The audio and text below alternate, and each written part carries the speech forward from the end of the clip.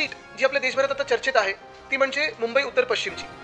आणि जो phone actually वापरला गेला त्याची टॉवर लोकेशन देखील आमच्याकडे आहे. कोर्टाची लढाई तर सुरू होणारच आहे. सगळ्या प्रकरणाचा आम्ही कोर्टाकडे न्याय मागतोय. ही फ्री अँड फेअर होती का? निवडणुकीच्या निकालामधली जी पारदर्शकता आहे ही पूर्णपणे बंद झाली. नमस्कार, देशोन्नतीच्या माध्यमातून मी स्वप्नील दुधारे आपलं स्वागत करतो. विशेष म्हणजे मुंबईमध्ये जे अमोल कीर्तीकर यांचा जो पराभव झाला त्या पराभवाच्या संदर्भातचा आजचा हा विशेष वृत्तांत आपण पाहायला विसरू नका.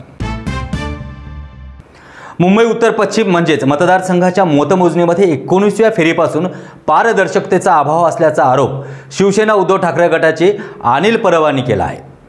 ARO म्हणजे असिस्टंट रेटिंग ऑफिसर आणि आमच्या मतांमध्ये 650 मतांचा फरक आहे.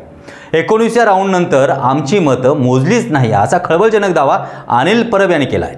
19व्या फेरीपर्यंत राऊंड कळत होते, त्यामुळे आम्हाला लिहिता येत होते की बाबा प्रत्येक फेरीमध्ये किती मतं पडली आहेत. AROच्या टेबलवरनं आम्हाला मतं कळत नव्हती, कारण ARO मध्ये आणि आमच्यामध्ये फार अंतर होतं. मुंबईत पत्रकार परिषदेत ते बोलत होते. यावेळी आदित्य ठाकरे हे देखील उपस्थित होते.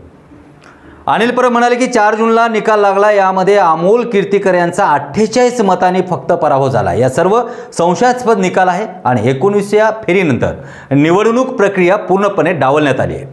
प्रत्येक फेरीनंतर कोणत्या उमेदवाराला किती मतं मिळाली याची आकडेवारी दिली नाही असा आरोप देखील या ठिकाणी केला जात आहे. त्याचबरोबर प्रत्येक राऊंडनंतर 19व्या फेरीमध्ये हे सगळं व्यवस्थित सुरू होतं. पक्षाचे प्रतिनिधी आकडेवारींची टॅली करतात, मग RO आकडेवारीला फायनल करतात, नंतर RO आणि उमेदवारांचा प्रतिनिधी यामध्ये अधिक अंतर होतं.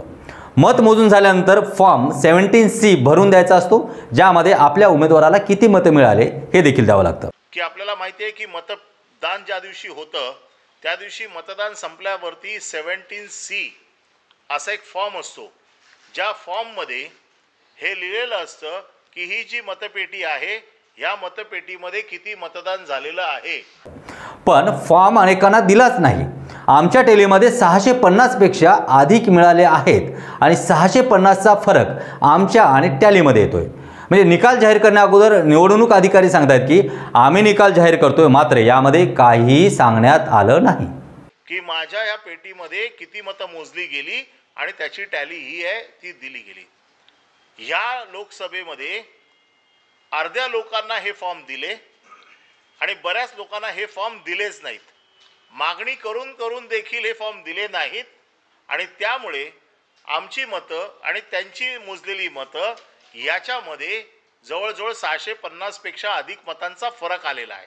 CCTV फुटेज देण्यास वेळखाऊपणा का केला असा अनिल परब यांचा सवाल आहे. यामध्ये आपण पाहतो की निकालामध्ये गडबड वाटल्यानंतर आम्ही CCTV फुटेज मागितला तर 2 दिवसात देऊ असं आम्हाला सांगण्यात आलं होतं, परंतु नंतर फुटेज देण्यास नकार दिला. कोर्टाच्या आदेशानुसार ते देऊ शकत नाही असं देखील या ठिकाणी सांगण्यात आलं आहे. त्यामुळे मतमोजणीच्या वेळी मोबाईल वापरला गेला, त्यावरती कोणते फोन आले त्याची सगळी माहिती आमच्याकडे आहे.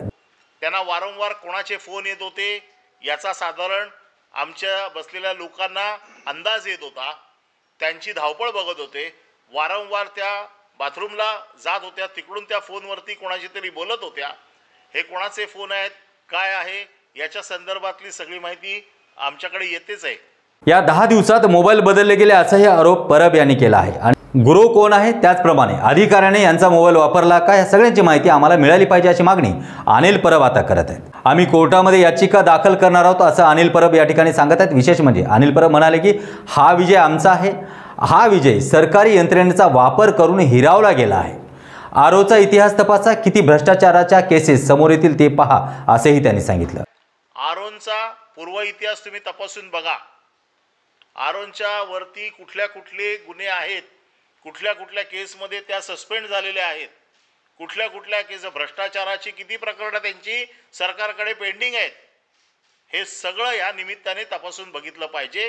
इलेक्शन कमिशननं तक्रार घेतलीच पाहिजे, यावरती चौकशी व्हावी. आम्ही 2 दिवसात याचिका कोर्टामध्ये दाखल करू.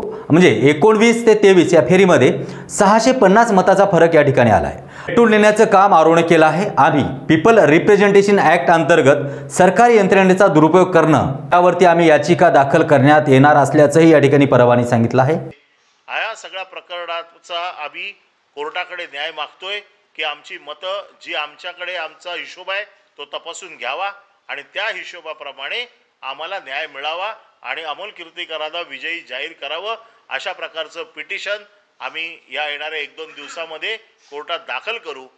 ज्यांनी चॅनलला सबस्क्राईब नाही केलं असेल त्यांनी चॅनलला सबस्क्राईब करा आणि बेल आयकॉनवरती क्लिक करा. मुंबई, पुणे, नागपूर, मराठवाडा असो का विदर्भ, राजकीय, सामाजिक, शैक्षणिक क्षेत्र असो का क्रीडा, सर्वच घडामोडीचे विश्लेषण पाहायला विसरू नका.